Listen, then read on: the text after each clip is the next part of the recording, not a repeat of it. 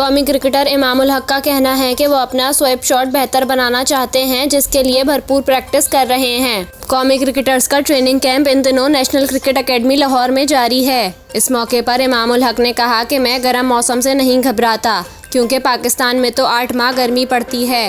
West Indies के खिलाफ गुज़िश्ता बरस इन्हीं दिनों हमने मुल्तान की गर्मी में सीरीज़ खेली।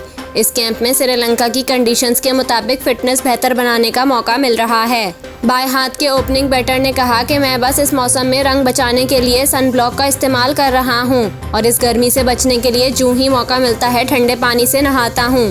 जहां तक खुराक का ख्याल रखने का ताल्लुक है तो प्रोफेशनल क्रिकेटर को गर्मी में क्या हर रोज़ खुराक का ख्याल रखना चाहिए, क्योंकि खेल में 60% अमल दखल खुराक का होता है। पाकिस्तान की जानिब से टेस्ट और वनडे टीम में खेलने वाले बैटर इमाम उल हक का कहना है कि टेस्ट या वनडे ना भी हो रहे हों, मेरी रूटीन में फ़र्क नहीं आता। मैं प्रैक्टिस जारी रखता हूँ। डोमेस्टिक क्रिकेट हो रही हो तो वो खेलता हूँ, मेरे लिए कोई ऑफ सीज़न नहीं है।